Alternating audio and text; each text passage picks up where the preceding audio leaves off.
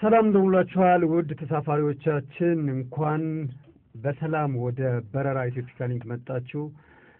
በረራችን እስከ 1 ሰዓት ድረስ ይቆያል። የበረራ መስመራችን ዛሚ 90.7 ነው። ካፕቴኖቻችሁ ደግሞ ካፕቴን ኤርሚያስ አለሙ፣ ካፕቴን ደብሊው ወይም ደግሞ ሙልጌታ መገርሳ አማሩ መጥተዋል። ዛሬ የጉዞ አድዋ ሐሳብ አመንጪ። ስለዚህ ብዙ ነገር የምናወራው ነገር ይኖራል ደብሊው ጋር፣ ምክንያቱም እስካሁን ድረስ ገብቶ ስለማያውቅ ብርሃኔ ንጉሴም አለው። ያው የጉዞ አድዋ 15ኛው ቀን ደርሰናል። ዛሬም እንቀጥላለን። ጉዞአችን ከአዲስ አበባ ተጀምሮ እስከ አድዋ ድረስ ወደ 1006 ኪሎ ሜትር ነበረ።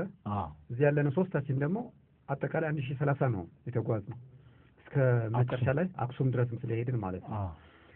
ስለዚህ የ1030 ኪሎ ሜትር ጉዞ ነው የተተረከ ያለው በየሳምንቱ። ዛሬም እንቀጥላለን። አብራችሁን እንድትበሩ እንጋብዛለን እስከ 1 ሰዓት ድረስ። ቦታ ጥበት ችግር የለም፣ ምክንያቱም አዲስ አውሮፕላንም ስለተገዛ ባለፈው ሰፊ ነው። የአድዋ ጉዞ ያው ከ118 ዓመት በፊት መላ ኢትዮጵያውያን ተሰባስበው ወራሪውን ጣሊያን አድዋ ላይ ድል ያደረጉበትን በዓል ምክንያት በማድረግ ለቅድመ አያቶቻችን ለጀግኖቹ ክብር እና ዝክር ያደረግነው የእግር ጉዞ ነው። ስለዚህ ከዚህ የእግር ጉዞ ደግሞ ተሳፋሪዎቻችን ብዙ ማወቅ ያለባቸው ነገሮች አሉ። በተለይ ደግሞ ወደፊት በሚኖሩት የእግር ጉዞዎች መሳተፍ ለሚፈልጉ በሙሉ እንዲሁም ደግሞ የሁሉም ታሪክ ስለሆነ ሁሉም ሊያውቀው የሚገባም ስለሆነ ማለት ነው። ትክክል። ካፕቴን ኤርሚያስ አለሙና ካፕቴን ሙልጌታ መገርሳ አማሩ ወይም ደግሞ ደብሊው ስምህ በዛ እኮ። ከጉዞ በዛ እንዴ? ከጉዞ ልጨምር እያሰብኩ ነው። እንደው ምን ልጨምር አዘባ? አድዋ መጨረሻ ላይ ሙልጌታ መገርሳ አማሩ አድዋ እንደዛ እያለ አሪፍ ነው። በዛ ላይ ደግሞ እኮ ፊታውራሪ ነህ ባሻ ነህ አንተ። ግራዝማች ባሻ አቡዬ። የዚህ የጉዞ አድዋ ስማችን ደግሞ እንደዛ ነው። ኤርሚያን ተስል ገበየው፣ ፊታውራሪ ገበየው። ደግሞ ደጃዝማች ጫጫ ነኝ። ስለዚህ እስከ 1 ሰዓት ድረስ እናንጃቸዋለን። ዝግጁ ናቸው አይደል? የአድዋ ድል ከመላ ኢትዮጵያውያን በሙሉ ተሰባስበው ጣሊያንን አድዋ ላይ ያሸነፉበት ድል ነው። የኢትዮጵያ ብቻ ሳይሆን የአፍሪካን ብሎም የመላው የጥቁር ሕዝብ በሙሉ ድል ነው። የቀኝ ገዥነትን አስተሳሰብ የሰበረ የዓለም አስተሳሰብ የቀየረ ድል ነው። ይሄ ድል ደግሞ ዝም ብሎ አይደለም የመጣው። በጣም ብዙ ጀግኖች የተሳተፉበት፣ ብዙ ጀግኖቹ መስዋዕትነት የከፈሉበት ድል ነው። ድሉ በኢትዮጵያ አሸናፊነት፣ በአፍሪካውያን አሸናፊነት፣ በጥቁሮች አሸናፊነት እንዲጠናቀቅ ደግሞ በጣም ጀግና የሆኑ ኮማንደሮች ነበሩት፣ ጦርነቱን የመሩት ማለት ነው። ስለዚህ ጦርነቱን የመሩት የኢትዮጵያ መሪዎች ወይም ደግሞ የጦር አበጋዞች እነማን ናቸው የሚል ነበረ ጥያቄው። እሱን በመመለስ እንጀምርና ከዛ በኋላ ደግሞ የቤት ስራም እንሰጣለን ስንመለስ ማለት ነው። አዎ የስቱዲዮ ስራ፣ የአውሮፕላን ስራ። አውሮፕላን ስለሆኑ ተሳፋሪዎችን የመልስ ማለት ነው። ደብሊው እንኳን ደህና መጣ። እንኳን ደህና ቆያችሁ። ትንሽ ድምፅ እንስማውና ሙዚቃ ሰምተን ስንመለስ በደንብ ወደ በረራችን እንሄዳለን። ቃል ምንድን ነው አውሮፕላኑ? እንግዲህ የአዲስ አውሮፕላን ይመስለኛል። ምንም አንቀጥም የለም። ኤሲውን በጣም አሪፍ ነው። በህይወታችን ሙሉ የሚያስደስተን ደስታ ያገኘንበት ጉዞ አድዋ ላይ ይህንን ትልቅ ድል አድርገው የኢትዮጵያ አንድነት እና ነጻነት ለሰጡን ቅድመ አያቶቻችን ጀግኖቹ ደግሞ ያከበርንበትና የዘከርንበት ጉዞ ነበረ። ብዙም ተምረናል፣ አገራችንን ማውቀናል፣ ብዙ ነገር ነው። ስለዚህ ከዛ መተን ደግሞ ትራካውን ጀምረን አሁን 15ኛው ቀን ላይ ደርሰናል። ደብሊው እዚህ ላይ ነው እንግዲህ የመጣው። ስለዚህ አንዴ ወደ ኋላ መልሰንና እስከ 15ኛው ቀን ያለ ማትረሳችሁ ትዝታዎች ካሉ ወይም መባል ያለባቸው የምትላቸው እኛ ሳንጠቅሳቸው ያለፍናቸው ካሉ በልና ከዛ በኋላ ሀይቅ ላይ ነው የቆምነው። ከሀይቅ ደግሞ እንቀጥለዋለን። ለአንተ ደስ የሚልህ? እኔ በእርግጥ ሁሉም ቀናቶች ደስ ይሉኝ ነበረ፣ ምክንያቱም ከከተማ ውጪ ነበር። በመጀመሪያ ደረጃ ከከተማ ጭንቀት፣ ከከተማ ጥበት ሁሉ ርቀን ነበረ። ከዛ ውጪ እኔ እንጃ ማድረሳው ወይም ደግሞ ምንድነው ያዝናኑኝ የነበሩ ነገሮች የጉዞ ጓደኞቼ ወይም የጉዞ አባሎች አንዳንድ ቦታ ላይ የሚያደርጉት አረማመድ ነበረ።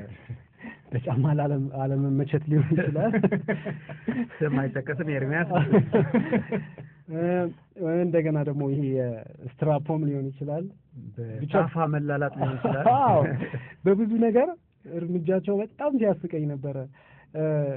ደግሞ ራሴንም ጠይቃለሁ። በፊት ሌላ ቦታ ላይ ስጓዝ እንደዚህ ሆኜ አውቃለሁ። የመጀመሪያ ጊዜ ስጓዝ ሆኜ አላውቅም። ለምንድን ነው እነሱ ታዲያ እንደዚህ አይነት እርምጃ የሚራመዱት?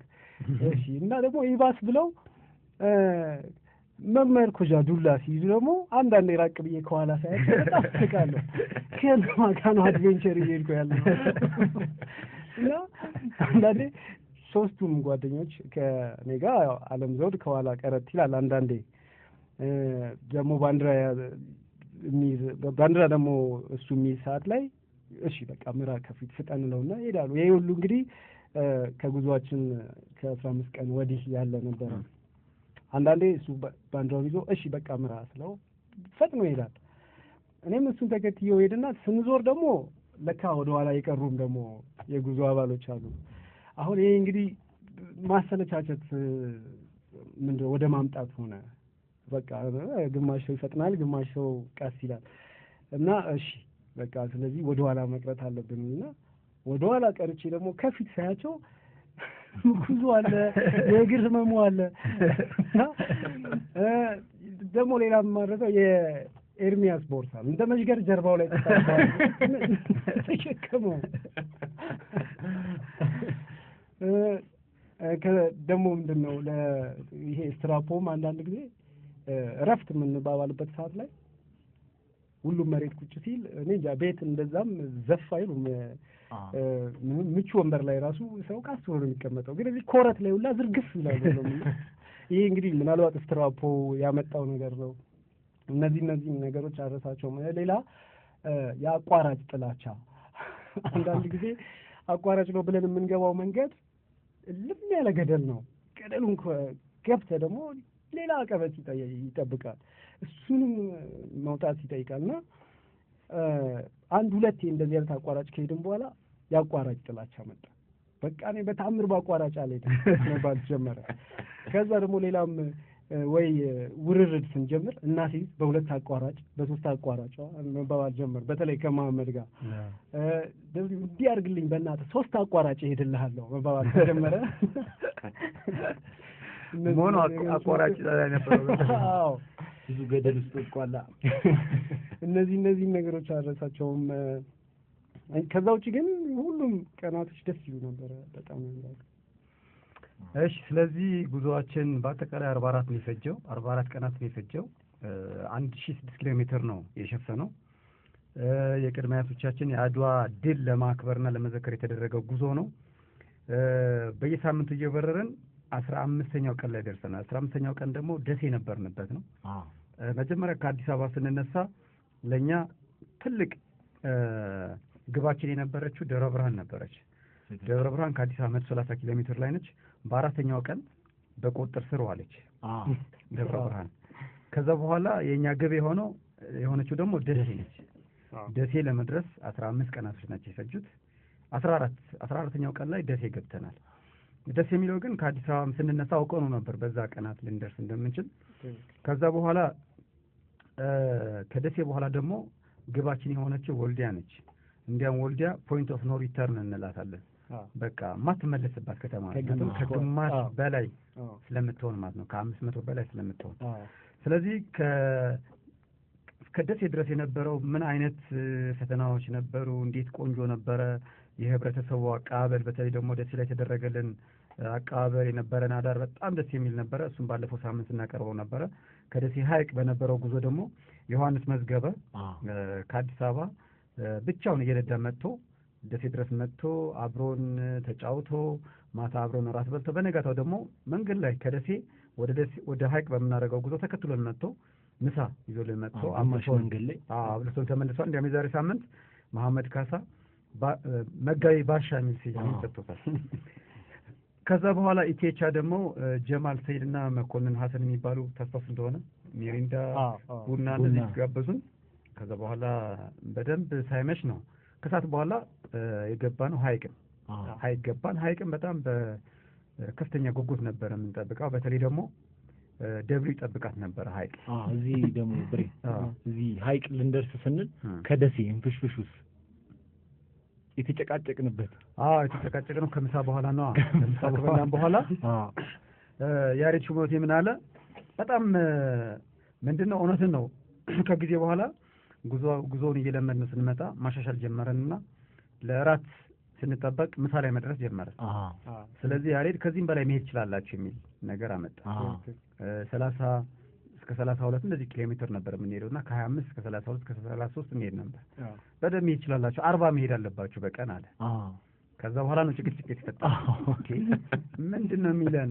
እኛ እኮ አድዋ መድረስ ያለብን የካቲት 22 ነው። ስለዚህ የካቲት 22 ለመድረስ ደግሞ በጣም በቂ ቀን አለን። ስለዚህ ሮጠን ተዳክመን ማቆም ጉዞን ማቋረጥ ሳይሆን ጤነኛ ሆነን በሚፈለገው ቀን ለመድረስ በቂ ጊዜ አለን በሚል የሐሳብ ፍጭት ነበር። በዚህ ፍጭት ላይ ደብሊ ምንም አስተያየት ማሰጥ ዝም ብሎ ራቅ ብሎ ቁጭ ብሎ ነበረ። ከዛ በኋላ ተነስተን ጉዞአችን ቀጠልን። ሀይቅ እንደገባን ልክ ሆቴል እንደተያዘ ደብሊው ተነጥለው የሆነ ቦታ ሄደ። እዛ ለመቀጠል ትችላለህ። እሺ እንግዲህ ከመጀመሪያ ግን አንድ ነገር ልበል አድማጮች። እኛ እንግዲህ 44 ቀን 45 ቀን ፈጀ ጉዞ እንግዲህ በቀን ቢያንስ 28 ኪሎ ሜትሮች ያውም ከ25 እና 30 ኪሎ የሚመዝን ሻንጣ ጀርባችን ላይ ተሸክመን ይሄ ጉዞውን ስናደርግ አንድም ቀን በቃኝ ልመለስ ሰለቸኝ ምናምን ያለ የለም። እና አሁንም አድማጮቻችን እንግዲህ በየጊዜው ስለ ኑሮ ይወራል፣ በየጊዜው ስለ ፉትቦል ይወራል። ሳይሰለቹ ደስ እያላቸው ነው የሚሰሙት ይሄንን ስለ ፉትቦል የሚወራውን ነገር። ይሄ ደግሞ ከዛ በላይ ነው። የሀገራቸው ታሪክ ነው። በጣም ትልቅ ኢሹ ነው። ስለዚህ ሳይሰለቹ ደስ እያላቸው እንደሚያዳምጡን ተስፋ እናደርጋለን። እሺና ልመለስ ወደ ሀይቃችን። ከአዲስ አበባ ስንነሳ የኔ መጀመሪያ ሀሳቤ ውስጥ የነበሩት ምንድነው ሀይቅ፣ አሸንጌ እነዚህ ቦታዎች በቃ ተዝናንተንባቸው ዋኝተን የነ ሜሊክም ደግሞ ተጓዥ አርበኞች ያኔ እነዚህ ቦታዎች ላይ እረፍት አድርገው በቃ እንደዛ ያደረጉ ነበር የሚጓዙትና ሀሳቤ ውስጥ የነበረው ሀይቅ ደርሰን ከዛ ውጭ በቃ በደንብ ተዝናንተን አልፋለሁ ነው። ከማመድ ጋር ደግሞ የነበረው ጭቅጭቅ እንዴ ገና አሸንጌ ታስባለህ እንዴ? ቆይ ደብረ ብርሃን እንድረስ ምንድን ነው የምታወሩት ይላል። እና የሆነ ጊዜ ጠብቄ ደብረ ብርሃን ስንደርስ እሺ በአሸንጌ በኩል ነው የምንሄደው ያኔ እና እንግዲህ ሀይቅ የደረስነው ምናልባት 10 ሰዓት ወይ 10 ሰዓት ይሆናል። እና ከዚህ በፊት አውቃታለሁ ሀይቅ በሌላ ጉዞ ሀይቅ ድረስም ወርጄ አውቃለሁ። እንግዲህ ከዋናው መንገድ ታች ሀይቁ ድረስ ለመድረስ ቢያንስ 3 ኪሎ ሜትር ቁልቁለት መውረድ አለ። ስትመለስ ነው ሊያሰለች የሚችለው። እና ግን ደጋግሜ ጥያቄ ሳቀርብ የነበረው ሀይቅ ከኔ ጋር ወርዶ የሚዋኝ ነበር ሰው። የሚዋኝ ቅዳሜ ቀን ነበር መሰለኝ፣ ቅዳሜ ወይ እሑድ። ቅዳሜ ነው።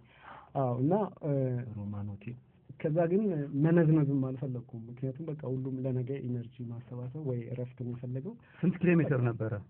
ኪሎ ሜትሩም ትንሽ ራቅ አለ ከሀይቅ ወደ ከከተማዋ። ከሀይቅ 3 ኪሎ ሜትር ትወርዳለህ፣ 3 ደርሶ መልስ ትመለሳለህ። እና በቃ ማንንም ደግሞ ማሰልቸት አልፈለኩም።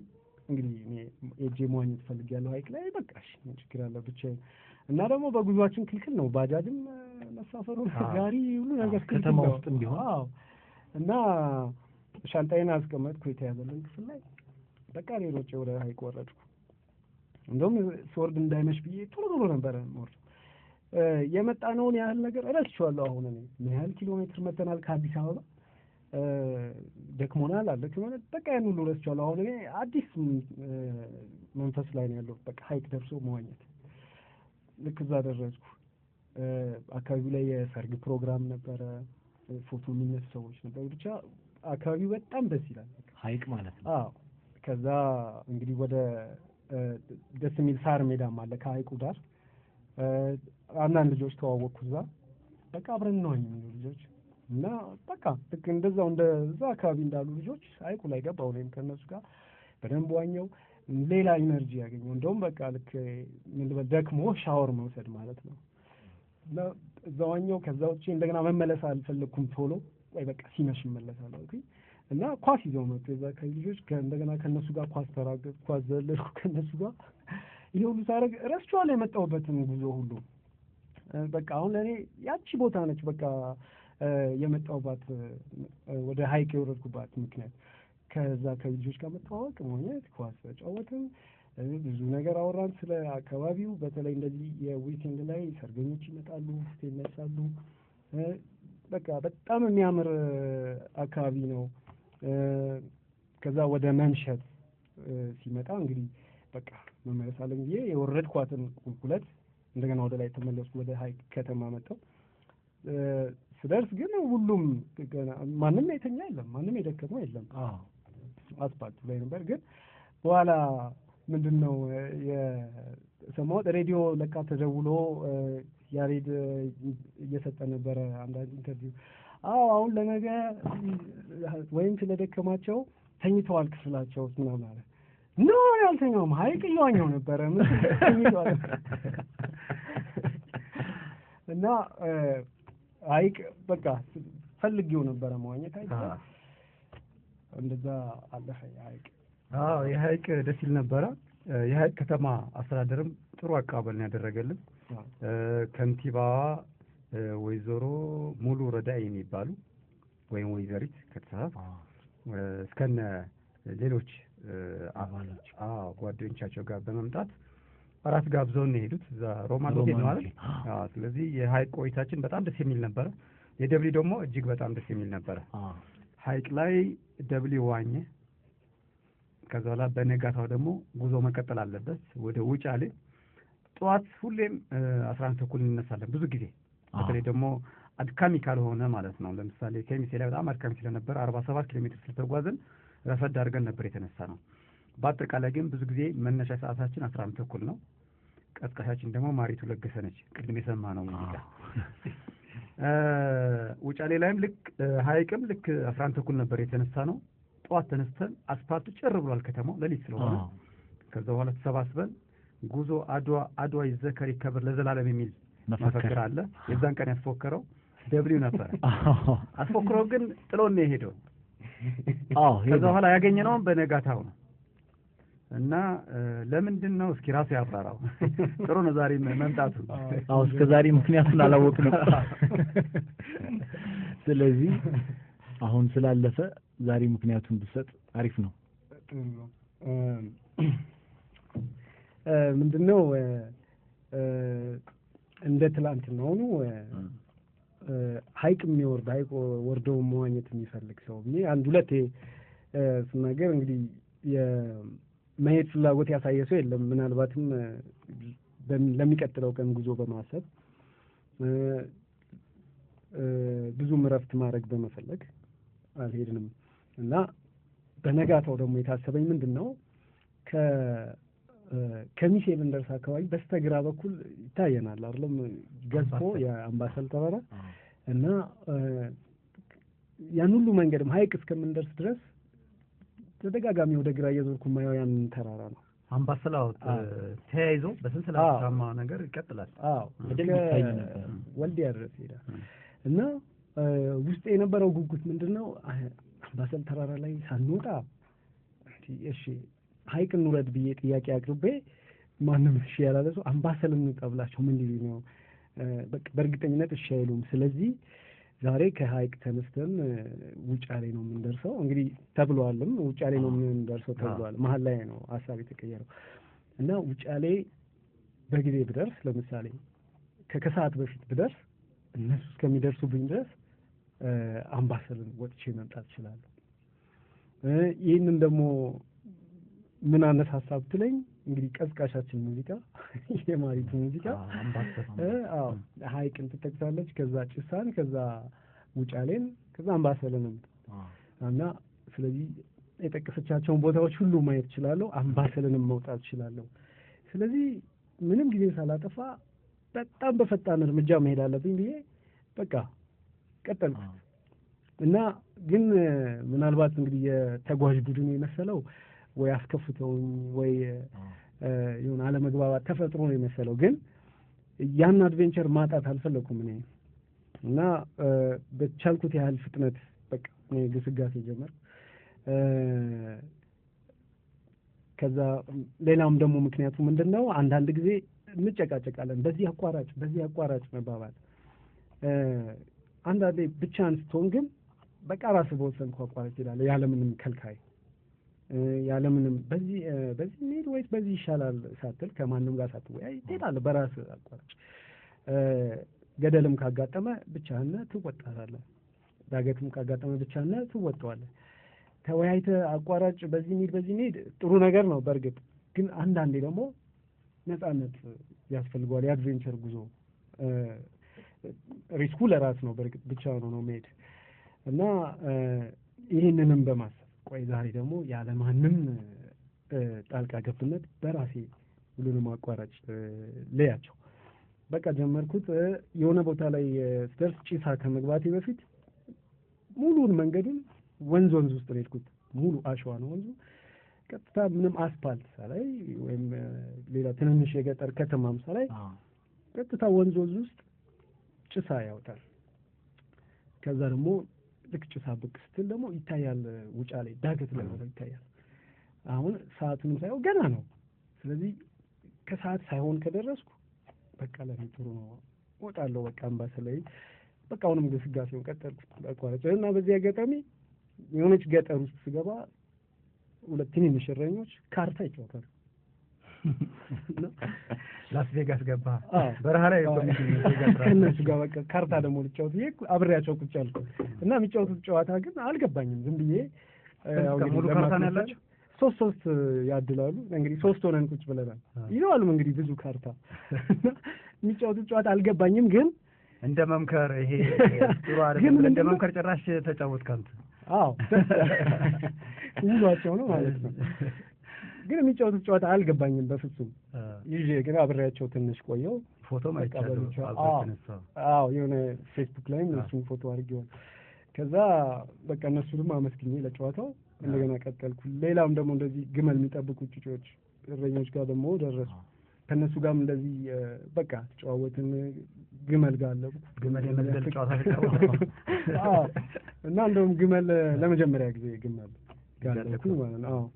እና ጉዞ በእግር ብቻ ነው የተባለው። እኔ ግመል ላይ ወጣሁ። ግን ወደፊት አይደለም የሄድኩት ወደ ጉዞአችን ሳይሆን እዛው ሜዳው ላይ ነው የተሽከረከርኩት። እሱንም አለፍኩኝ። ከዛ ውጫሌ ለመድረስ እንግዲህ ወይ የውጫሌ እግርጌ ስር በተራራው በኩል ነው የመጣው። እዛ ስደርስ ከመሐመድ ስልክ ይደወልልኛል።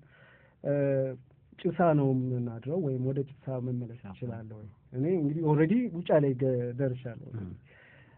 ወደ ጭሳ ለመመለስ ለምን? በቃ እዛ ሌላ ፕሮግራም አለ። አሁን እዚህ ጋር ነው ያወቅኩት ፕሮግራም መቀየር ነው። አሁን እንግዲህ እኔ አእምሮ ያመነው ምንድነው ውጫሌ እናድራለን ነው። ጭሳ መጀመሪያም ዲዛይን ነበር። ጭሳ ነው የሚታደረው ሲባል የባሰ ደግሞ ምን ይስገባው? እሺ ለምን ደግሞ ወያየው ከሆነ በኋላ በራሴ ብጓዝስ በቃ እንዴ ያለምንም ከልካይ ደስ ያለኝ ተራራ ላይ ወጥቼ ብመጣስ ለምንድነው በዚህ ፕሮግራም እና በዚህ ተመለስ መባል ያለብኝ?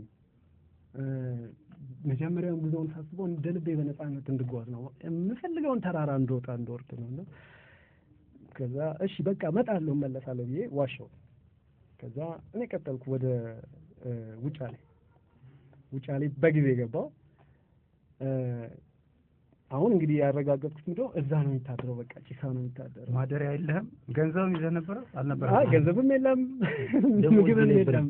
ቁርስ እኮ እንደውም እኛ ፍራንክ ሁሉ ተሳለ ጨረስ ብዬ ነው። እሺ እሺ እንደው ማስታወስ ጥሩ ነው። ተከሽልለ እንግዲህ እኔ ግስጋሴ ላይ ያለው ያሬድ ይመጣል። ያኔ ሹፌሩ ደግሞ አሊ ነበር። ይደርሱብኛል የተወሰነ ፉል ይዞ በመኪና መጣ። ቁርስ ይዞ መጣና እሱም እንግዲህ ተሰምቶታል። ለምን ጥላቸው ትመጣለህ? በቃ ጠብቃቸው አብረህ ብትመጣ ችግር የለም በቃ ብዬ ነገሩን ድብስስ አድርጌ ያለፉ። እሺ በቃ ይሄን ቁርስ ተመገብ አለ። ግድ የለም አልፈልግም አላላ። ምክንያቱም እንደው ያቺ ቁጭ ብዬ ቁርስ እንበላባት ሰዓት ወይ 15 ደቂቃ ወይ 20 ደቂቃ ሊጨምርብኝ ነው። እኔ ደግሞ በ20 ደቂቃ ውስጥ ቢያንስ የተወሰኑ ኪሎ ሜትሮች ጨርስና ለተራራው ሰዓት ይተርፈኛል ነበር ሀሳቤ፣ እንደዛ ነበር። እና በቃ አልበላም አልኩት። ከዛ ቁርሱን ይዞት በቃ እንደተበሳጨ ተመለሰ።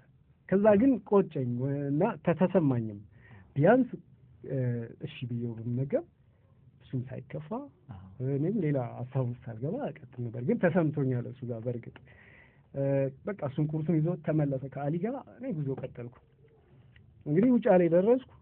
በቃ እንደማይመጡ እርግጠኛ ሆንኩኝ። አሁን እንደማትመጡ ምግብም የለም ገንዘብም የለም ማደሪያም የለም። ብቻ ምንድነው ስሊፒንግ ባጌ ስላለ ማንኛውም ቦታ ጋር ማደር ይችላል። ጸጉር ቤት በር ላይ ቁጭ አልካሉ።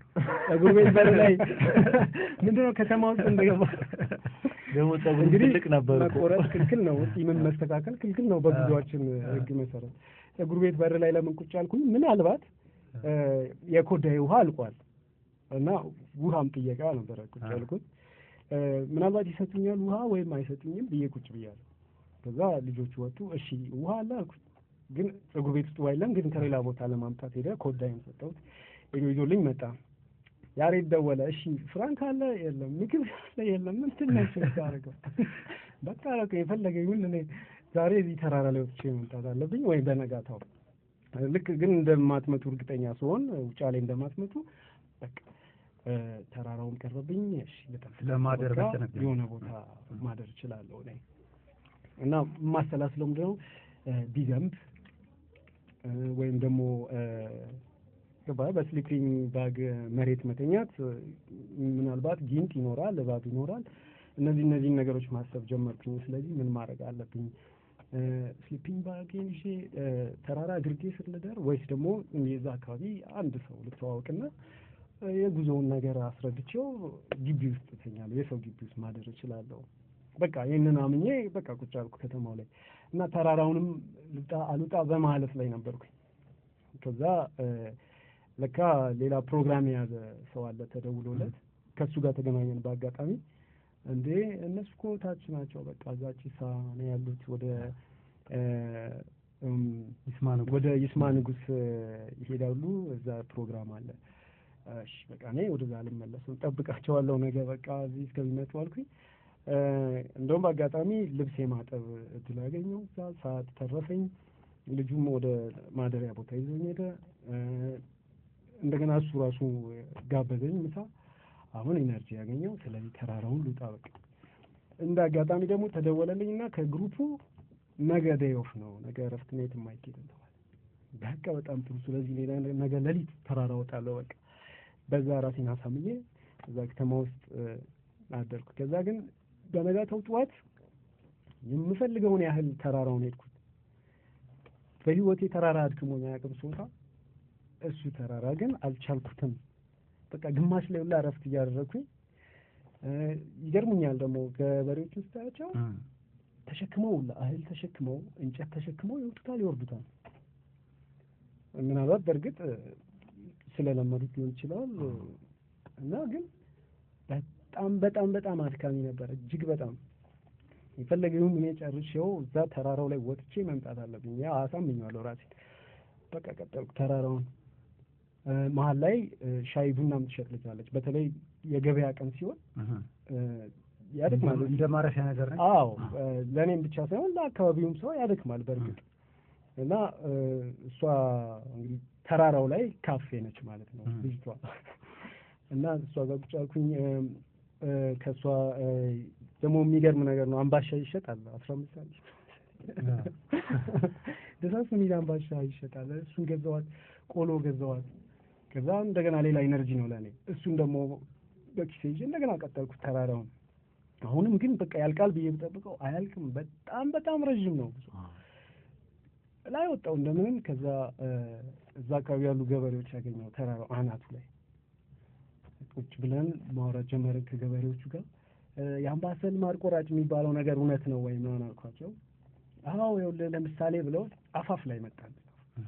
ለምሳሌ እንደዛ አይነት ጉድጓድ ስር ማር እና አዎ በገመድ ነው የሚወርደው። በትክክልም ገመድ ካልሆነ አትወርድም በምንም ወይም ክንፍ ከሌለው በስተቀር ገበሬው እና እውነት ነው። አዎ በታሪክም በዘፈንም ይባላል። አዎ የእውነት ነው። በቃ ይሄንንም ማረጋገጤ ለኔ ትልቅ ነገር ነበረ። የጉዞንም ዓላማ አስረዳዋቸው ገበሬዎቹን። አዎ በጣም ያስፈልጋል ብለው አድንቀው አዎ መታወስ አለባቸው ጀግኖች ተብለው። ከዛ ሌላ ደግሞ ምንድነው ወደዛ ትምህርት ቤት አለው አምባሰል ተራራው ላይ መዝናኛዎች አሏቸው። በተለይ እንደዚህ ቢራ የሚጠጡበት ቤት አላቸው። ብቻ ሁሉም ነገር አለ። ታች ከተማ ቢኖር ነገር ላይ ሁሉም ነገር አላቸው። ሌላ ደግሞ በጣም ደስ ያለኝ ነገር እንደው ተራራው ጫፍ ላይ ቁጭ ብዬ ጸጥታው በጣም ይገርማል። ጸጥታው ስልክም ይሰራል እዛው ላይ ደውለህ ይሰራል፣ ስልክም ይሰራል። እንደገና ያለውም ቪው በጣም አታምንም። በቃ ያለው ቪው ታች ትታያለች ውጫሌ ትንሽ ከተማው ነው እና አሁን በቃ አሟላሁት የማይክ ዘፈን ላይ የሚሰማቸውን ቦታዎች ሁሉ። ስለዚህ ስመለስ አገኛቸዋለሁ። በቃ የተጓዥ ቡድኖቹን በቃ ወደታች መጣሁ። ስመለስ እንደውም ከስቼ ነው የመጣሁት። በጣም ከጂም በላይ ነው ሳይሆንም ደነገጥኩኝ ነበረ። ደግነቱ እንደውም ቦርሳዬን አልያዝኩትም። 25 ኪሎም ተሸክሜ ቢሆን አልመለስም ነበር። ስለዚህ ይሄ የደብሊው ቨርጅን ነው ከሀይቅ እስከ ውጫሌ ያለው። የቡድኑ ደግሞ ምን ይመስል ነበረ? እስኪ እንግዲህ ከሀይቅ በኋላ እኔ በጣም ብዙ ተርካለሁ ብለሃል፣ ትተሃል። አይ ተርካለሁ አይደለም ብሬ፣ በጣም የሚገርም ጉዟችን ላይ በጣም ታሪካዊ የነበረ ጉዞም ነው። ግን ታሪካዊ ሆኖ ለዚህ ጦርነት አስተዋጽኦ ካደረገው ውስጥ አንዱ የውጫሌ ውል ነው። እሱ ቦታ አካባቢ ነው ያለ ነው። እኛ ጭስ አባሊማ ነበር ያደር ነው። ያንንም ቦታ ለማየት ነበረ እኛ እዛ አስተዳደራችን። ምክንያቱም እሱን መጀመሪያ ደብሊው ሳላቅ ነው ሄድኩት ብሏል። እኛ ግን መንገድ እየተጓዝን ታሪኩንም እያወቅን መሄድ ስለነበረ የዛ ሰዓት ያ ሀሳብ መጥቶ ነው እዛ ጭስ አባሊማ ልናድር የፈለግነው። እዛ ደግሞ በጊዜ ነበር የደረስነው የዛን ቀን እና እዛ ስንደርስ ቆንጆ ሆቴል ነው ካጋጠሙን በመንገድ ላይ ከተጓዝናቸው ሆቴሎች ምንም በረሃ የሆነበትና ምንም አካባቢ ላይ የሌለ ሆቴል እሱን ያገኘ ነው። አምባሰል ባርና ሬስቶራንት የሚባል እና ደጅ ላይ በቃ በጣም ደስ ይላል። ግን በረሃ ነበረ፣ ፀሐይ ነበረ። ልክ የዛን ሰዓት እዛ ነበር ያረፍነው እና ደጅ ላይ ነበር፣ ክፍት ነበር አካባቢው። እዛ ነበር።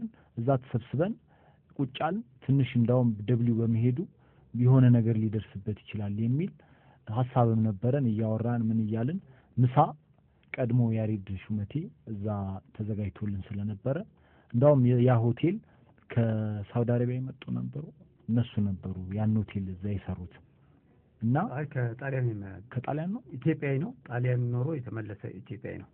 ባልና ሚስቶች ናቸው አንድ ላይ እና ከጉዟችን ማንረሳው ልጅ ያየሁበት ቀን ነበር። የ5 ዓመት ልጅ ኦባማ ይባላል እና እሱ አየንና በቃ እየተከተለን ቁጭ አለ እና ልትሄዱ መስሎኝ ነበር። እኛ ጋር ስትመጡ እንዳውም ደስ አለኝ ብሎናል ማታ ላይ እና እዛ ቆየን። ምሳም መጣ፣ ቡናም ተፈላልን። እኔ አጋጣሚ እዛ ሆቴል ውስጥ በጀርባ በኩል ሄጄ ክላሳችን ውስጥ እቃችንን እያስገባን ነበር።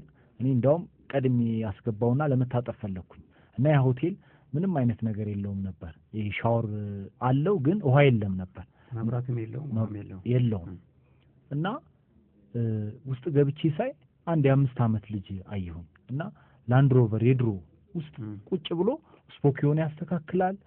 መሪውን ፍሬን እንዴ ምን እያረክ ነው ስለው ልነዳ ነው አለኝ። እንዴ መንጃ ፍቃድ የለህም ስለው አረ ብዙ መንጃ ፍቃድ አለኝ ምን ችግር አለው አለኝ እና ፍጥነቱ ቅልጥፍናው እንዳውም በጣም ገረመኝ። ከዛ እንዴ ታዲያ ስፖኪዮ ምን ይሰራልሃል አልኩት። አይ ወደ ኋላ ማይበት ነው ብዙ ሹፌሮችም ስመጣ ልምዶ ስጃለሁ የአባቴ መኪና ነው ልነዳው ነው አለኝ። ደነገጥኩኝ እና እዛ ነው ያስደነገጠ የልጁ በቃ ተነዳሱ ነገሩ ልጅ በጣም የሚያስደነግጥና የሚያዝናና ልጅ ነው። የሚያዝናና ልጅ ነበር እና እዛው ነበር እንዳውም ማታ ላይ እዛው እንዳውም ደጅ ላይ መጽሐፍ እያነበብን አልጋ ፍራሾች አውጥተን ተኛን እስከ ራት ድረስ። ራትም ላይ ያሬድ ደብሊው ጋር ሄዶ ነበር። የእሱንም መልስ ይዞልን ይመጣል እንጠብቅ ነበር። ያሬድም መጣ። ራት እዛው እንደገና ድጋሚ ራት ተሰራልን። ራት በላን። የሆቴሉ ባለቤት ባልና ሚስቶች ናቸው ብለናል። ሚስትየዋ ቡና ይባላል ባለቤቱ፣ ሚስቱ ደግሞ ሚሚ ትባላለች። ልጃቸው ኦባማ ይባላል። ቡና ተፈላልን። ራት መጣ። ቁጭ ብለን እንደውም የውጫሌ ቡና ላይ በጣም አተኮርኩ። ኤርሚ ቡና ተፈላልን እንዴ ያልከው እና የተፈላለንም እኮ 3 ይሆናል ቡና። ለዚህም ነው ያልኩት። ቁጭ ብለን ቁጭ ስንል ይፈላልን ነበር እና በጉዟችንም ብዙ ቡናም ስለጠጣን ነው። እና ከዛ ያሬድ መጣ። የደብሊውንም ቀርጾት ነበር። እሱንም ፊልም አሳየን ለኛ መልእክት ከውጫሌ እና ከዛ መሸ። እንዳውም ራት ከበላን በኋላ ወክ እና እንሂድ መሐመድ አለኝ። ወክ እንሂድ ሲለኝ ጊዜ እንዴ አረጅ ባለ አትሂዱ አለ። ይሄ የ5 ዓመት ልጅ ኦባማ አትሂዱ። አይ ልሂድ ስለው አይ እሷ አንቀጭቅዟታል፣ ስለዚህ ጅብ ይበላታል፣ አንተ ቁጭ በላለኝ። ደነገጥን ሁላችን። መሐመድን ነበር አንቺ ያለው እና ተመለስኩና የልጅ ሁኔታ አስቆኝ ቁጭ አልኩ። እንዳውም እየተረከልን ለምን ትምህርት ቤት ገብቷል እያልን ትንሽ አክሰንቱ ያዝም ያደርገዋል፣ ግን የሚያወራው ወሬ በቃ ከትላልቅ ሰዎች የሚበልጥ ወሬ ነበር የሚያወራው። ከዛ እሱን እየሰማን አመሸን። ከዛ ገብተን እዛው አደርን። ጠዋት ተነስተን ኦባማ እንዳውም በጣም ቀራለን። ወደ ጠዋቱ ከመሄድ በፊት ግን በዛ ቀን ከሀይቅ ስንነሳ የቀኑ ያለው ነገር አንድ በተለይ ደግሞ የሁላችንም ስሜት የነካም ነገር ስለነበረ ነው። የጠዋቱ ያው ከደብሊው ጋር እንዴት እንደተለያየን ደብሊው ገልጾታል።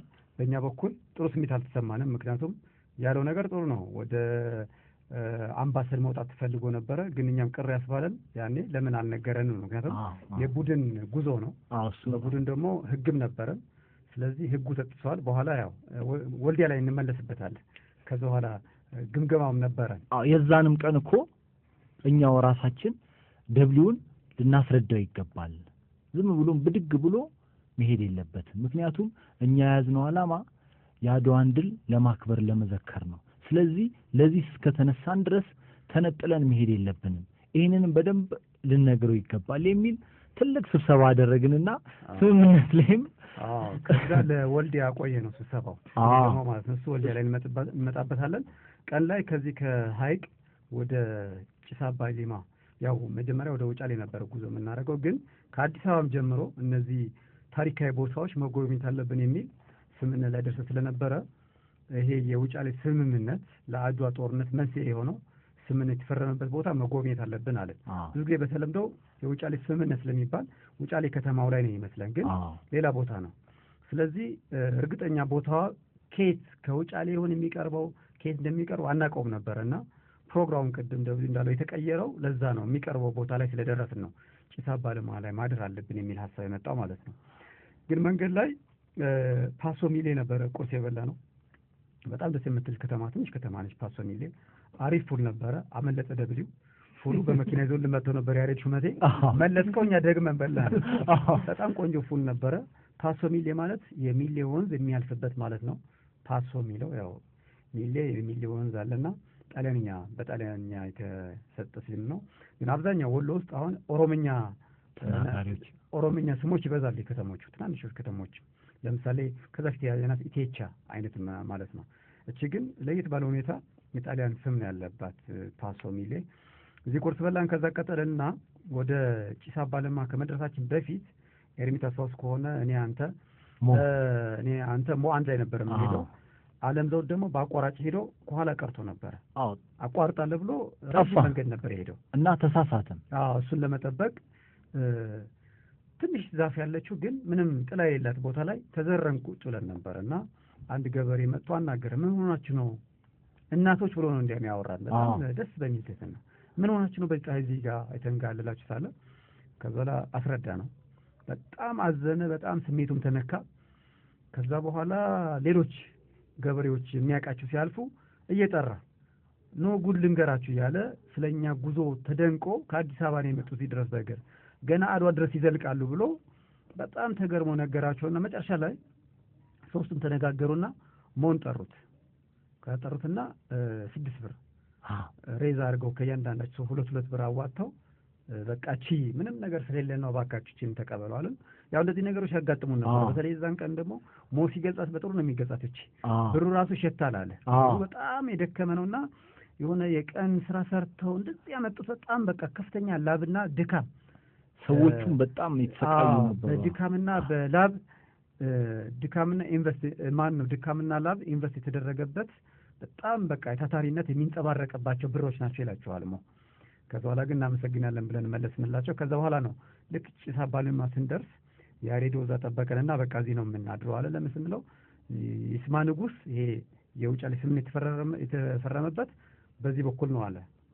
ስለዚህ በቃ እዚህ አድረን ጠዋት ወደዚህ ብንሄድ ይቀርበናል ተባለ። አንጥሯልን እንዳልከው ከጣሊያን የመጣ ሰው እና ይሄ ይስማ ንጉስ የቱሪስት መስህብ ለማድረግ ለማስተዋወቅ ነው ይሄን ሆቴል የሚሰራ ያ ሰው እና እዛ ውለን ደስ የሚል ውሎ ዋልን። በጣም እንክብካቤ ያደረጉልን እንዳልከው ቡናዎች ተፈሉ፣ ምግብ መጣ። በረንዳው ላይ ደስ የሚል ውሎ ዋልን ከደብሊው ሀሳብ በስተቀር ማለት ነው። ተነጥሎ መሄዱ አሳስቦን ነበረ፣ አናደኑም ነበረ። ለምን አልነገረንም ወይስ እኛ ምን አድርገነው ነው የሚልም ሀሳብም ጭምር ጭንቀት ለምንድን ነው እንደዚህ ሄደው ምንድን ነው ያልነው።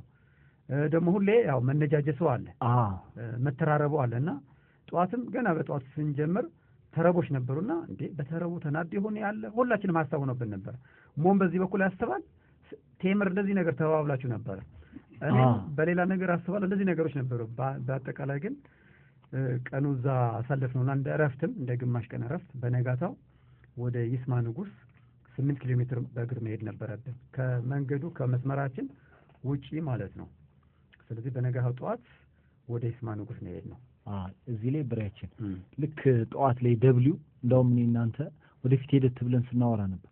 የዛን ቀን የመጀመሪያው ነበር እሱ ሲያስፈክር ትዝ ይልህ እንደሆነ እና መፈክሩም በደንብ አልጮህንም ነበር፣ ትንሽ ተምታቶ ነበር እና ወይ አይ በደንብ አላልንም እኮ ምን ነክቶት ነው አልክ እንዴ ይሄን ባል ስላልኩ ነው እንዴ ብለህ እንደውም ለሱ የዛን ቀን ምንድነው ይሄ ፉከራችን አድዋ ይከበር ይዘከር ለዘላለም ይልና ዘራፍ ይል ነበር። ከዛ በኋላ የሆነ ተገለባብጦ ነበር። የዛን ቀን አዲስ እንሞክረው እስኪ እንገልብጠው ተባለና አልሆነም። ልክ አዲሱ እንገልብጠው በተባለበት ቀን ነው ደግሞ ደብል ያስፎከረው። ይሄ ነገር እባክህ ልክ አይደለም አልኩኝ። ከዛ ፊት ሁሌ እኔ ስለማስፈው የዛን ቀን እሱ ስላለ እኔ እንደዚህ ስላልኩ ደብሮት ይሆን የሚል እኔም ልክ እንደዚህ ጭንቀት ፈጥሮብኝ ነበረ። ሞም ደግሞ ከቴምሩ ጋር በተገናኘ የሆነ ነገር ብሎት ነበር፣ ሲጨነቅ ነበረ። ሌላ ነው ታሪኩ። ደብሊው ከአዲስ አበባ ጀምሮ ያቀደው እቅድ ነበረ እዛ አምባሰል ተራራ ላይ መውጣት፣ እሱን ያደረገው። ስለዚህ ተገምግሞም የተቀበለውም አለ። በኋላ ወልዲያ ስንደርስ የምናወራ ይሆናል። ግን እሱ እዛ አምባሰል ተራራ ላይ በመውጣት ያገኘው ደስታ አለ። እኛ ደግሞ ወደ ይስማ ንጉስ በመግባታችን ያገኘነው ደስታ አለ። እንዲያውም ይስማ ንጉስ ከሄድን ድረስ ጉዞ ዝም ብሎ አድካሚ መንገድ ነው የሆነብኝ የነበረው።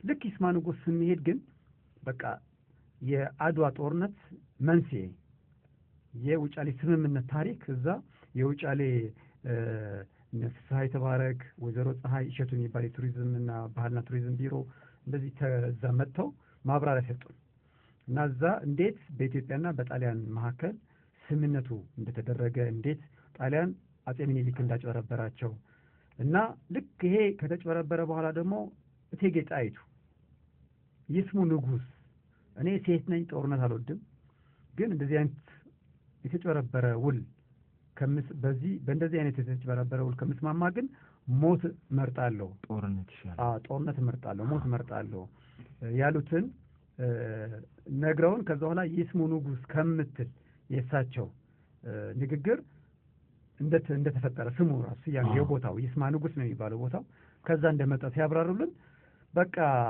የአድዋ ጦርነት ለምን እንደተደረገ ያቺ የተጨበረበርንባት ውል እንዴት እንደተፈጠረች እንዴት እንደመጣች ታሪኩ እዛ ቦታ ስናይ እዛው ደግሞ ንጉሱን ቁጭ ብለው የፈረሙበት ቦታ ላይ ስንረግጥ በቃ ያኔ ነው በቃ ጉዞ ታሪካዊ የሆነ ጉዞ የተሰማኝ ማለት ነው። እና ሁላችንም እንደዚህ ስሜት የተሰማን።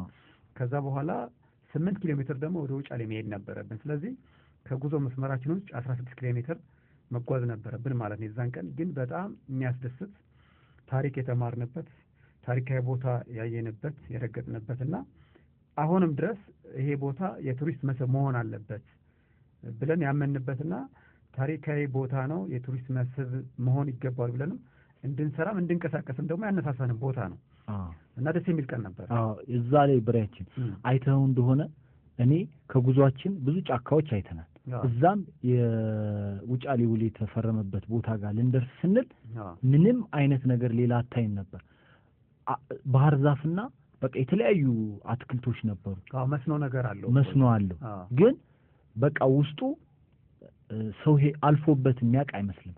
አንድ መንገድ ነች ግን ያለችው እና ከፍታም ዳገት የነበረበት ነው እና የውጫሌ ውልም እዛ እንዴት እንደሆነ ሲያስረዱን የዛ አካባቢ ሰዎች አሁን ነው እንዳውም ያ አካባቢ ከገበሬዎች ወስደን ታጥሮ እንደው ቦታው እንኳን እንዲታወቅ ያደረግነው።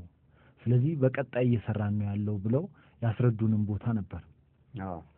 ስለዚህ ይሄ ይስማ ንጉስ በታሪክ አጋጣሚ ኢትዮጵያና ጣሊያን ለአድዋ ጦርነት መነሻ የሆነ ውል የተፈራረሙበት ነው። ለምንድን ነው እዛ ቦታ ውል የተፈረመበት ለሚለው ጥያቄ ደግሞ መልሱ ምንድነው? በወቅቱ አጼ ዮሐንስ መተማ ላይ ከመሐዲሶች ጋር ውጊያ ላይ ያሉ መስዋዕትነት የከፈሉበት አጋጣሚ ነበረና አጼ ምኒልክ ያኔ የሸዋ ንጉስ የባለቤታቸው የእቴጌ ጣይቱ ንብረት ለመጎብኘት ወደዛ አካባቢ ሄደው እያለ ነው እዛ ቦታ አካባቢ ነው የአጼ ዮሐንስን መስዋዕት የሰሙት እና ልክ ያኔም ነው ደግሞ ጣሊያን ተሯርጦም ያንን ውል የተጨረበረ ውልም የተፈረማቸው የሚል መልስ ነው ያለው። ወደፊት ለብቻው ደግሞ እንመጣበታለን የይስማ ንጉስን በተመለከተ። ግን ቀኑ ደስ የሚል ነበረ። ከዚህ ጉዞ በኋላ ውጫሌ ላይ ደግሞ ልክ እንደገባን እረፍት እያደረግን እያለ ደብሊው ከአምባሰል ተራራ ወርዶ መጣ። ትንሽ ፊት ነስተናል የዛን ቀን። ዝም አለ። እኛም ደክሞን ነበር እና እንደውም ካቆረፉ እኔ ልቤን አድርሻለሁ ተራራው ነው ተሻለው በኋላ በይቅርታ እንሰላለን። እንደውም ሆቴላችን አስፓልቱ ከላይ ሆኖ ሆቴሉ ዝቅ ያለ ቦታ ነው። በብረት ውስጥ ነው እንዳንበሳ ያየንና ሰላም አላለንም። እኛም ሳይበላን አልፎ ወደ ሆቴሉ ገብቶ ተኛ መሰለኝ። ከዛ በኋላ የውጫሌ ደግሞ ውሏችንም ምሽታችንም ደስ የሚል ነበረ። ከውጫሌ ህዝብና የውጫሌ የአካባቢው አስተዳደር ጋር የነበረን ቆይታ የተፈጠረው መካፈልም ተመልሶ ሆኖ አንድነታችንን የጸናበት ነበረ ተመልሶ። ከዛ በኋላ ውጫሌ ዞር ብለን ከተማ ላይ ወክ አድርገን አየናት። በጣም ደስ የሚል ጁስም ደግሞ ጠጣን አንድ ቦታ ገብተን ማለት ነው። ብሬ ከስምምነቱ ከተፈጸመበት ቦታ ስንወጣ እኮ በሞተርም አጅበውን ነበረ። ልክ ነህ። በሞተር እያጀውን ጎንና ጎን እየሆኑ እንዲያውም የማይመች ቦታ ነው። እንዴት ሞተሮች እንዳላቸው ግራ ይገባል። የማይመች ቦታ በሞተር እያጀቡ ነው ተቀብለውን ወደ ውጫሌ መለሱን ማለት ነው። በጣም ደስ የሚል አቀባበል ነበረ። የውጫሌም ህዝብም እዛ ያለው አስተዳደርም አቀባበል ያደረገልን። አመሻሽ ላይ ደግሞ የእራትና የቡና ግብዣ ማደረጉልን ከከተማ አስተዳዳሪዎች ጋር። እንዲያውም የወረዳው የአምባሰል ወረዳ ዋና አስተዳዳሪ አቶ አንድነት የሚባሉ እንዲያውም ስማቸውንም በጣም የወደድነው። ምክንያቱም አንድነታችን ወደ ተፈጠረበት ወደ አድዋ ነበር የምንሄደው። ለዚህ አይነት ስም ማግኘታችን ደስ ብሎን ነበረ። እሳቸውን ጨምሮ የከተማውም የወረዳውም ባለስልጣናት ነበሩ። ደስ የሚል የራት ግብዣ፣ የቡና ስነ ስርዓት እንዲሁም ደግሞ የትውውቅ እኛም ዓላማችንን የምናስረዳበት መድረክ አገኘን። እነሱም ደግሞ አካባቢያቸውን የሚያስተዋውቅበት መድረክ ነበር የተፈጠረላቸው እና አምባሰል ወረዳ ያላት ሀብት በአጠቃላይ ለአካባቢውም በአገር ደረጃም ያላት ስም እና በተለይ ይሄ ይስማ ንጉስ የሚባል ቦታ የቱሪስት መስህብ እንዲሆን ደግሞ ያላቸው ፍላጎት ከአምባሰል ተራራ ጋር ተያይዞ ያለው ውበት እንዲሁም ሞዶሞ ያነሳው አምባሰል ራሱ አምባሰል የሙዚቃ ስልት በሀገራችን ትልቅ ስልት ነው። ከዛ አካባቢ የተፈጠረ እንደሆነም አንስቶ ነበረ እና ለቱሪስት ምቹ የሆነ አካባቢ እንደሆነ በሀገራችን ፖለቲካዊም ታሪካዊም ኢኮኖሚያዊም ያለው ደግሞ ቦታው ያለው ፋይዳም ገልጸውልናል። በአጠቃላይ ደስ የሚል ምሽት ነበረ። በጣም ደስ ይል ነበር። የረሳሁት ነገር ካለ? ደብሊው እስኪ ግባበት ገብተሃል እዛም ላይ ተገልጿል። እንግዲህ ከተለያየን በኋላ ይሄ ምሽት አገናኘን። ከዛ እንደውም ያሬድ ምንድን ነው ያለው? በሉ ይሄ ልጅ ከዚህ በኋላ ተራራ ያለው ሙዚቃ አታሰሙት፣ ደግሞ ያን ተራራ ተራየ ብሎ ጥሏችሁ እንዳይተባባል እና በዚህ ምሽት እንደገና አብሮ የመጓዙን ነገር ቀጠልን። እንግዲህ ወልዲያ ደርሰን ስብሰባ ተደርጎ የተባለው ነገር ጋር እስከምንደርስ ድረስ ግን ከዛ ወጥተናል። በጣም ያምር ነበረ ጉዞ በእኔም በኩል እንግዲህ በሌሎችም ተጓዥ ቡድኖች። ሌላ ግን መረሳት የሌለበት ነገር ስንነሳ ጀምሮ ይሄ ጠዋት ከመነሳታችን በፊት ማሳሳብ፣ ሰውነታችንን ማነቃቃት፣ ማታ ደግሞ ደክሞን ዝም ብለን ከተኛን በነጋታው ስትራፖ ያስቸግረናል። ስለዚህ ማፍታታት አለብን የሚል ህግ ነበረ እና ይሄንን ደግሞ የሚመራው የነበረው ደብሊው ነበረ። ጠዋትም ስንነቃ የማሳሳቡ ማታም ደግሞ እንዲሁም ራሳችንን አነቃቅተን አስተሳሰበን አፍታተን የመተኛት ነገር ነበር። በኋላ ወደ ተጓዥ ጂምነት ተቀየረ። በጣም የጠነከረን ጉዞ እየቀለለን እየለመደ ስንሄድ ለምን ፑሻፕ አንሰራም ወደሚል ለምን ለሆድ የሚሆን አንሰራም ወደሚል ወደ ፊዚካል ስትሬኒንግ ወደዚህ ተቀይሮ በጣም ለጉዞ ተጨማሪ ደስታ ተጨማሪ ውበት ነው የሆነውና በጉጉት እንድናፍቀውም አደረገን ያንን ኤክሰርሳይዝ። በዚህ አጋጣሚ ደብሊውንም እናመሰግናለን። እዚህ ላይም ከዚህ ጋር በተያያዘ የምትነግረንም ነገር ካለ ብትነግረን ደስ ይለኛል። ምክንያቱም እኔ ብዙ የስፖርት አይነቶች አውቃለሁ ብዬ ነው የማስበው እና ብዙ ነገር አይቻለሁ በዲቪዲም የውጭም የሀገር ውስጥም እንደዚህና ግን ደብሊው የሚያመጣቸው የስፖርት አይነቶች አይቻቸው ሰምቻቸው ማላቃቸው ግን ደግሞ ውጤታቸው በጣም አስገራሚ የሆኑ ናቸው። እንግዲህ ራሴ ላይ ነው የምሞክራቸው እንግዲህ እንዳይቅ ራሴ ላይ የማይሆን ለውጥ እንግዲህ በእርግጠኝነት ሌላውም ሰው ያያል ብዬ ስለማምን ነው ተከተሉ፣ እንደዚህ አድርገን እንስራ፣ በዚህ ሳምንት ውስጥ እንደዚህ እንለወጣለን ምናምን እያልኩኝ አሰራለሁ። ምክንያቱም ራሴ ነኝ ምሳሌው፣ ሌላ ሰው ጋር አላየውም። ራሴ ላይ ስለማየው ለውጡን በደንብ በኮንፊደንስ በቃ እንስራው። እንደውም ታስታውሳላችሁ ስንጀምር ምናልባት ከ400 ኪሎ ሜትር በኋላ ወይም ከ500 ኪሎ ሜትር በኋላ ሰውነታችን ጉዞውን ይለምደዋል፣ ምንም አይመስልንም።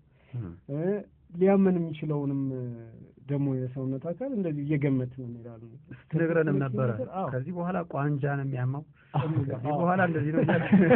ያ ሁሉ እንግዲህ በራሴ ሙከራ ነው። ራሴ ከዚህ በፊትም ስጓዝ የማያቸውን ራሴ ላይ የማያቸውን ህመሞችም ሆነ ራሴ ላይ የማያቸውን ለውጦች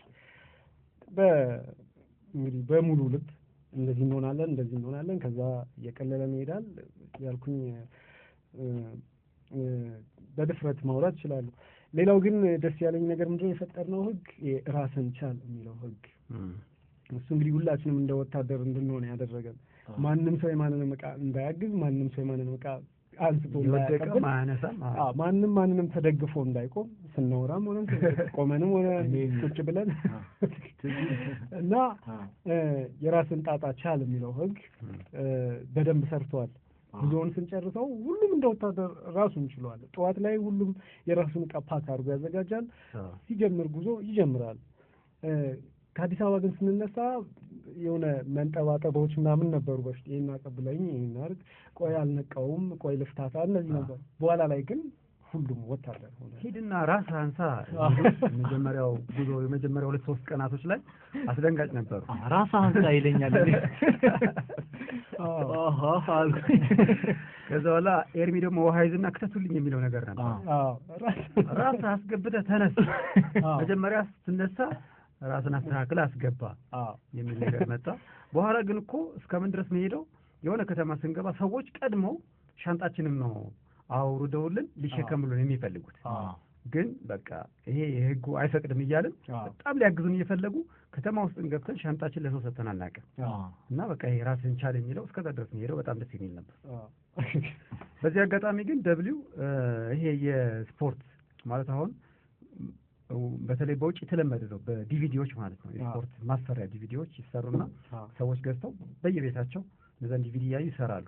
እንደዚህ ሀሳብ የለም። የራስ የሆኑ በጣም የተለዩ ኢፌክቲቭ የሆኑ የስፖርት አይነቶች አሉ። ምንድነው መሰለ እንግዲህ በፊትም ጀምሮ እንሰራለን። በተለይ ለስታንት ይሆናል ወይም ደግሞ ለፊልም ይሆናል የምንለውን ነገር ጂም ውስጥ ተገድበን አንሰራም። እኔም ጓደኞቼ ምናልባት ይሄ ነገር ፊልም ላይ ይጠቅማል፣ ስለዚህ እናዳብረው ይሄንን ነገር እያልን ትሬኒንግ እናደርገው ነበረ። እንግዲህ ከዚህ በመነሳት ለምሳሌ ኖርማል ፑሽአፕ የምሰራውን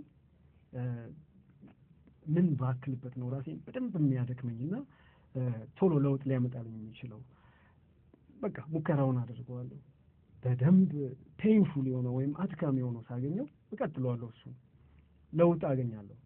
የሚገርም ለውጥ ቶሎ አገኝበታለሁ ራሴ ላይ። እንዲህ የጡንቻ ማበጥ ሳይሆን የውስጥ ጥንካሬ። እንግዲህ ራስን በጡንቻ አንቀ እንደዚህ ደረትን ተወጣጥረ መሄዱ አይደለም።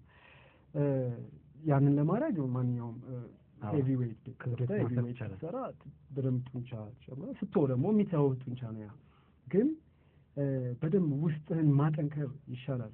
ውስጥህን ለማጠንከር ይህ ፑሽአፕ ያደክመኛል ብለህ ቶሎ የምትተው ከሆነ በቃ የውስጣዊ ጥንካሬ የለም።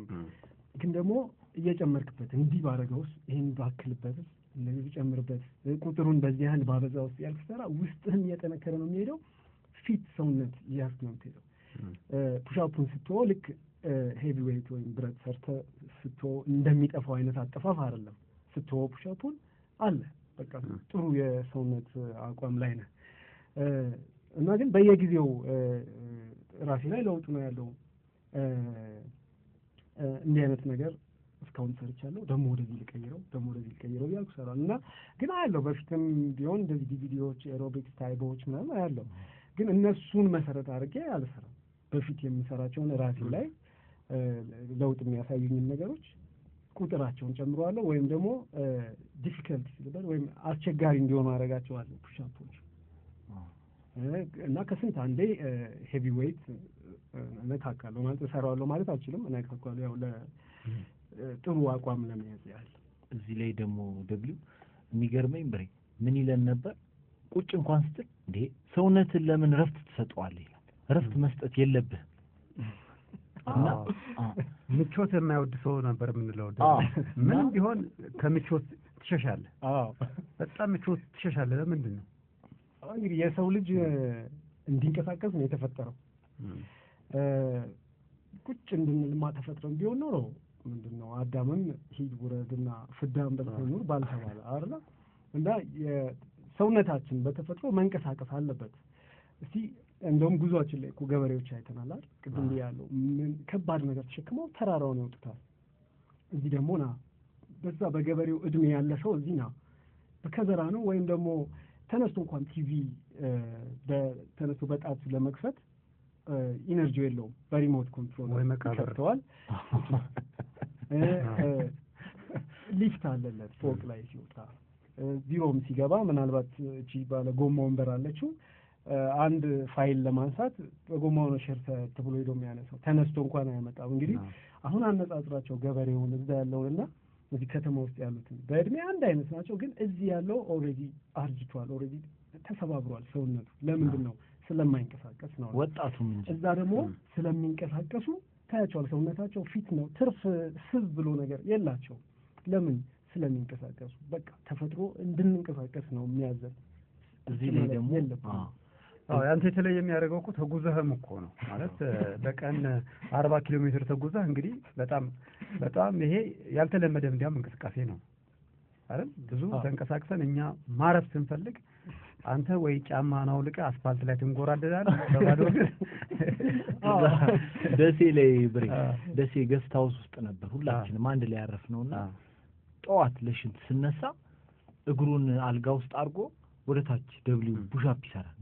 ምን እያረክ ነው ስለው አይ ያልጋ መነሻዬንማ በደንብ መስራት አለ። ካልጋ የሚወርደው ራሱ በ300 ፑሽአፕ አቋም ነቅተት እንነሳለን። ለቀጣይ ከኛ ጋር ከመገናኘቱ በፊት ማለት ነው። ይሄ ከኛ ጋር ደግሞ እንደ አዲስ ጀምሮ ይሰራል። ስለዚህ ጉዞ ላይ ደስ የሚሉ ነበሩ። እንዲያውም እኔ ከዛም በኋላ ባህል አድርጌዋለሁ እነዚህ እንቅስቃሴዎችና በዚህ አጋጣሚ አመሰግናለሁ። በበኩሌ ለውጥም ስላየሁበት ማለት ነው። ከዛ ፊት የምሰራቸው ስፖርት አይነቶች ያን ያህል ለውጥ ያመጡልኝ ነበረ። አሁን ለውጥ የሚያመጡ ኤክሰርሳይሶችን ነው ያየሁት ማለት ነው። እና ጉዞአችንም አንዱ ደስ የሚል የነበረው ይሄ ነው። ጥንካሬም እየጨመርን እንድንያድርጎናልና ውጫሌም ያው ጠዋት ስንነሳ በእንደዚህ አይነት በኤክሰርሳይዝ ነበረ የተነሳ ነው። ከውጫሌ በኋላ ደግሞ ወደ መርሳ ነው ጉዞ ያደረግነው። ጥሩ። ከውጫሌ መርሳ እኔ የተረዳሁት ነገር ምንድነው ከሀይቅ ወደ ውጫሌ ስንመጣ ተለያይተን ስለነበረ አሁንም በደንብ አልተረጋጋንም ነበረ። ሁሉም ጋር የሆነ ኦኬ አሁንም ጥሎን እንዳይሄድ አይነት ስሜቶችም ነበሩ። ከዛ ግን ወዲያው አንድ ተሰጥቶኝ ከነበረው ማዕረግ ወርጄ ተገኘው። ምንድነው ያ ማዕረግ? ቴምር አከፋፋይ ነው ነበር። ከዚህ ጉዞ በኋላ ግን የዛ ቀን ቴምሩንም እኔ ቦርሳ ውስጥ እንዳለ ይዤው ጠፍቼ ስለነበረ አሁን በነጋታው ግን ወደ መርሳ ስንሄድ ቴምር አከፋፋይ ተነጠቀ። መነጠቅ ሳይሆን የኔ ቦርሳ ውስጥ የነበረው ቴምር በዛን ቀን እንግዲህ ለሁሉም መድረስ አልቻለም ወይ ይዤው ሄጄ ስለነበረ እንግዲህ ምንድን ነው የተረዳሁት? በቃ ሌላ ቴምር ያዥ እዛ ተመርጧል እና በቃ ከቴምር አከፋፋይነት እንግዲህ ተነስቻለሁ እና አሁን እነዚህ ሰዎች አሁንም አሸንጌ ሄጄ ደግሞ እንዳልገኝ ከዚህ በኋላ ያው በውስጤም ይሄንን አወራ ነበር። ከፊት መሪነትም እኮ ወደ ኋላም እኮ የተመለስክበት ነው። ምክንያቱም ደግሞ ምንድነው ማገዝ ነበረብኝ። በፊት መጀመሪያም እንደማደርገው ለምሳሌ ልክ ታፋዎች ተላልጠው አንዳንድ ጊዜ ሳየው ርቀት ነበር። ብቻውን ቀርቶ እንግዲህ ይሰለቻል። ለብቻ መጓዝ ነበር። እኔ ችግር የለም ብቻዬን ማውንቴን ሄድና እንደ ልቤ ውዬ እመጣለሁ። ግን እሱ ምናልባት ያ እንትን ላይኖረው ይችላል። እግሩን አሞታል ተላልጧልና ምናልባት ከጎኑ ሰው ሊያስፈልገው ይችላል። እያወራው የሚሄድ አብረን እያወራን ስትሄድ ቶሎ ያልቃል መንገዱ እና እንደዛ ወደ ኋላም የተመለስኩ አብሬው እጓዛለሁ። ያዝናናኝ ነበር። ኤርፎን ጆሮ ላይ አድርጎ ከፍ ያለ ስለሚዘና በሱ ዜማ ምናምን ነበረ እና መርሳ እንግዲህ ያው እንደ ማንኛውም ቀን እንግዲህ በተለያየ ፔስ ሄደን በተለያየ ፍጥነት ግን የተገነዘብኩት ከቴምር አከፋፋይነት ወደ ቴምር ተካፋይነት ተሸጋገር።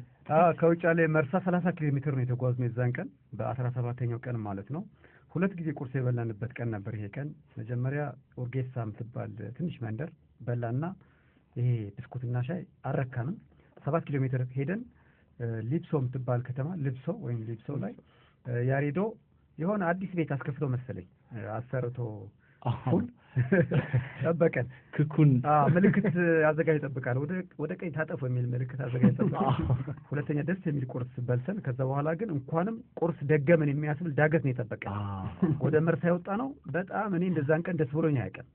ልክ ዳገቱ ስንጨርሰው አድዋ መድረስ ያህል ነበር። ጨፈር 490 ኪሎ ሜትር ነው የደረስነው የዛን ቀን። ግን አድዋ መድረስ ያህል ነበር። ምክንያቱም ትልቅ ዳገት ነበረ እና ዳገቱን ወጥተን ስንጨርስ በጣም ደስ የሚል ስቃይ ነበር። ከላይ ሆነ እንደውም ደብሊው ባንዲራውን ታረግብን። እኔ እንግዲህ ድረሱ ነው እዚህ ጋር ነው በዚህ ነጭ ቀጭኗ መንገድ እና እዚህ ጋር ነው ያለው ለማለት ነበር። እኔም ብሬ ያላያችሁኝም ይቅርታ ሰዓት የለንምና በጣም የወደኩበት ቀን ነው። አላያችሁኝም። ከወደክበት እዛው እንደወደክ ለሚቀጥለው ሳምንት እናሻግረውና ከዛ አንተን አስነስተን እንቀጥላለን። የሚቀጥለው ጉዞ የምንነሳው ካንተ ነው። እሺ ተሳፋሪዎቻችን፣ የጉዞ አድዋ ልምዳችንን አብራችሁ ለመካፈል አብራችሁ ስለበረራችሁ እጅግ በጣም እናመሰግናለን። ደብሊው ሙልጌታ መገርሳ፣ አማሩ ኤርሚያስ፣ አለሙ ብርሃኔ ንጉሴ አብረናችሁ ነበርን።